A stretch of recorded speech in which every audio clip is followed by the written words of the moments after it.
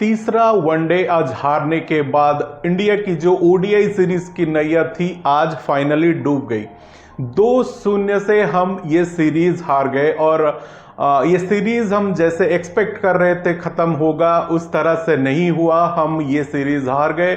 T20 series जीतने के बाद, इतने कन्विंसिंगली जीतने के बाद जब ओडीआई सीरीज स्टार्ट हुआ था तब किसी भी इंडियन क्रिकेट फैंस हो या फिर इंडियन टीम मैनेजमेंट हो, इंडियन प्लेयर्स हो, किसी ने भी ये नहीं सोचा था कि ओडीआई सीरीज का जो एंडिंग होगा ये इतना खराब होगा, इतना बेकार होगा कि हम बोल भी नहीं सकते कि ओडीआई सीरीज में इंडियन टीम ने किसी भी तरह का कोई अच्छा प्रदर्शन किया है। आप 3 मैच की सीरीज देख लिया, पहले मैच से ही इंडियन टीम बैक फुट पर खेल रही है।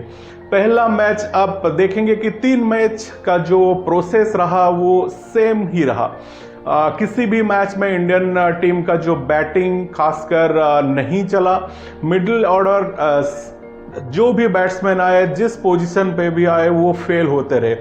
इंडियन टीम का जो सबसे ज़्यादा वीकनेस रहा वो था बैटिंग, क्योंकि आप अगर देखेंगे इंडियन बैटिंग लाइनअप पे सिर्फ 3 ही बैट्समैन बैटिंग कर रहे थे। वो थे रोहित शर्मा कैप्टन, जो कि पहले आके बैटिंग कर रहे थे, और फिर आइदर अक्षर पटेल बैटिंग कर रहे थे, नहीं तो वाशिंगटन सुंदर बैटिंग कर रहे थे। और इस स्टेटस में आप ओडीआई सीरीज या फिर मैच नहीं जीत सकते।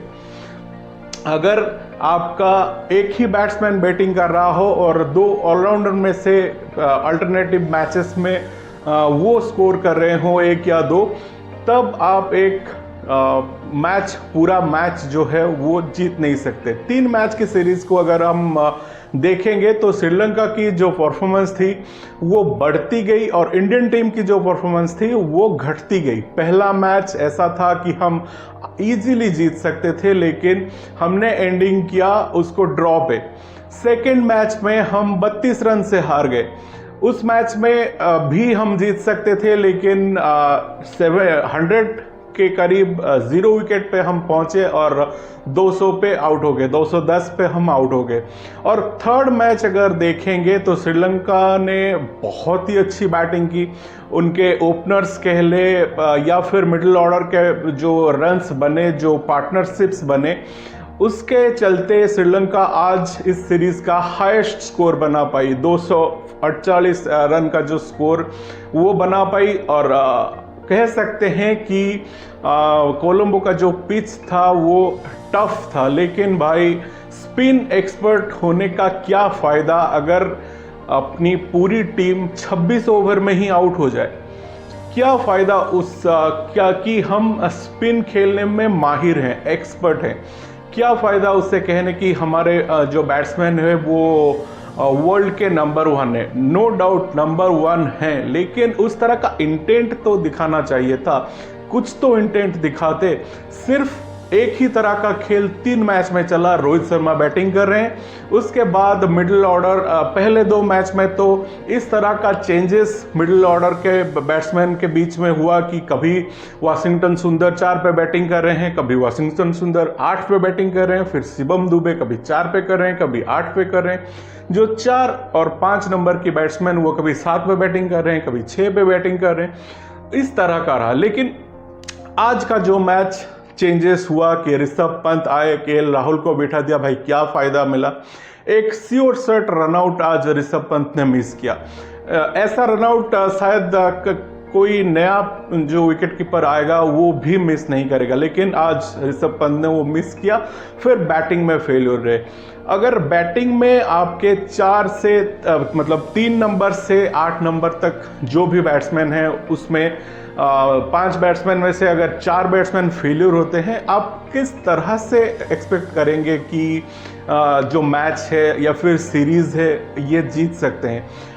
T20 में जिस तरह से इंडियन टीम परफॉर्म किया था, इंडियन टीम ने किसी को भी नहीं लगा था कि आगे चल के ओडीआईज में इंडियन टीम की जो हालत इस तरह से हो सकती है, क्योंकि हम रैंकिंग में नंबर 1 पे हैं और परफॉर्मेंस भी हमने पहले वैसे ही दिया था। लेकिन श्रीलंका सीरीज़ में इस तरह का परफॉर्मेंस किसी ने एक्सपेक्ट नहीं किया था। और ये जो सीरीज़ था गौतम गंभीर का पहला सीरीज़ था as an head coach of Indian cricket team. लेकिन जिस तरह से सब चाहते थे कि जो स्टार्टिंग सीरीज़ का रिजल्ट हो सकता था उस तरह से नहीं हो पाया। आज रियान पराग का डेब्यू ओडीआई में हुआ और बॉलर के तौर पर उन्होंने आज बहुत ही अच्छा बॉलिंग किया, 3 विकेट लिए। जिस तरह से उन्होंने बॉलिंग किया, बहुत ही अच्छा बॉलिंग किया। जब विकेट चाहिए था उन्होंने ब्रेक थ्रू दिलाया कैप्टन को या फिर टीम को।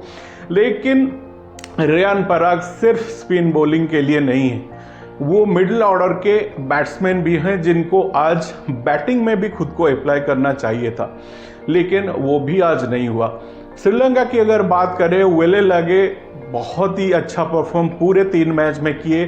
पहले 2 मैच में उन्होंने बैट्समैन के तौर पे बहुत अच्छा परफॉर्म किया, विकेट्स भी लिए। और आज तो भाई जैसे दूसरे मैच में वो बंदर सर ने इंडिया की कमर तोड़ दी थी, आज वेले लगे ने तोड़ दिया। तो कहीं ना कहीं स्पिन को खेलने में इंडियन बैट्समैन इस सीरीज में 100% फेल हुए हैं। और श्रीलंका की परफॉर्मेंस जो है वो दिन ब दिन मैच दर मैच वो बढ़ता गया, लेकिन इंडियन टीम की जो परफॉर्मेंस थी वो घटता गया। और अगर आईसीसी चैंपियंस ट्रॉफी की प्रिपरेशन के तौर पर हम उसको देखेंगे, क्योंकि चैंपियंस ट्रॉफी से पहले इंडिया की ओडीआई सीरीज इतना नहीं है, सिर्फ ये 3 मैच था और इंग्लैंड के साथ 3 मैच है। 6 मैच खेल के ICC champions trophy Indian team को खेलना है।